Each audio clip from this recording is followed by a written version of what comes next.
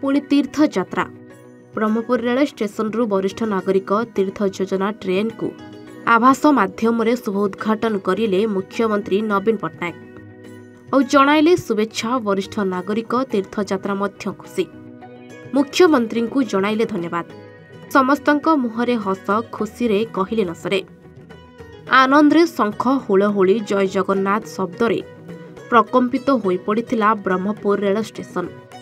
ये होची सही दृश्य बाजा बाजणा फूल सबुज टोपी प्रदान करी स्वागत करा जायथिला वरिष्ठ नागरिकों को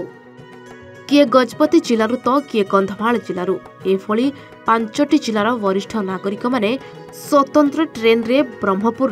वाराणसी प्रयागराज तीर्थ स्थान को गस्त करिसेंती तीर्थ जीवापाई मुख्यमंत्री नवीन पट्टनायक एभली व्यवस्था करिथिबारु बहुत खुशी आनंद लागुछि बोली कहिसेंती वरिष्ठ नागरिक एथिपाई मुख्यमंत्री को धन्यवाद जणाइछंती वरिष्ठ नागरिक आभास माध्यम मुख्यमंत्री तीर्थयात्रा योजना को उद्घाटन करने सह शुभेच्छा जणाइछंती गंजाम गजपति कंधमाल बौद्ध और नयागढ़ 5टी जिलार 970 जन वरिष्ठ नागरिक तीर्थयात्री समेत 30 जन गाइड एभली 1000 यात्री तीर्थ गस्त करिसेंती 17 तारिख ठारू 22 तारिख पर्यंत 6 दिन गस्त करी फेरिबे एथिपाई खाइबा पीबा समस्त प्रकार व्यवस्था करा जायतिबा कहिसेंती गंजाम जिलापाल दिव्यज्योति परिडा बहु बीजेडी नेता बुद्धिजीवी उपस्थित रही तीर्थयात्री को शुभेच्छा जणाइथिले। जय जगन्नाथ। आज एक पवित्र दिवस आज ब्रह्मपुर रेल स्टेशन रु 1000 जन तीर्थयात्री वरिष्ठ नागरिक तीर्थयात्रा योजना माध्यम 5टी जिलूर वाराणसी प्रयागराज दर्शन करने जाऊँगी एठी आमर जो तीर्थयात्री मैंने जाऊँगी सब खुशी अच्छा आनंद अनुभव करुँच वर्तमान 2016 रु आज पर्यंत 25,000 ऊर्ध्व तीर्थयात्री मैंने भारतर विभिन्न तीर्थस्थान दर्शन कर आसी सारे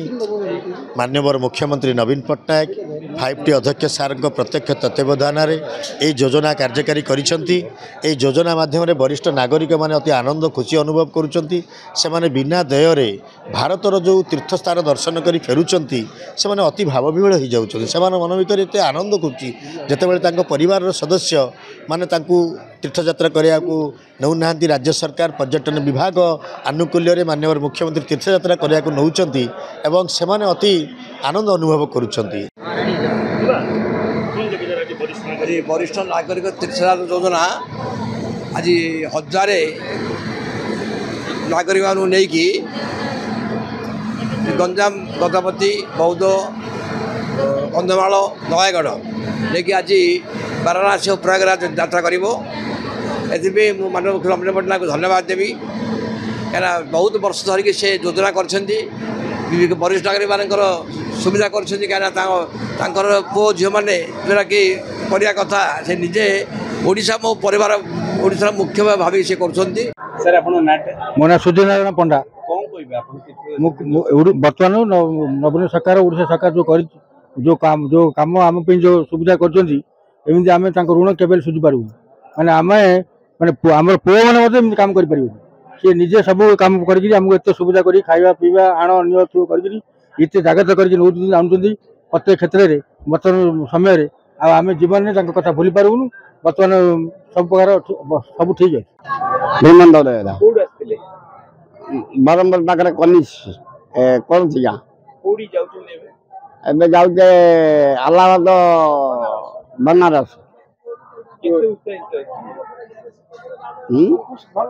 खुशी लगुच हाँ खुशी अच्छे बापा किए नौ नवीन पट्टनायक टिकट बिकट काटुन नाई मागणा आम 5 दिन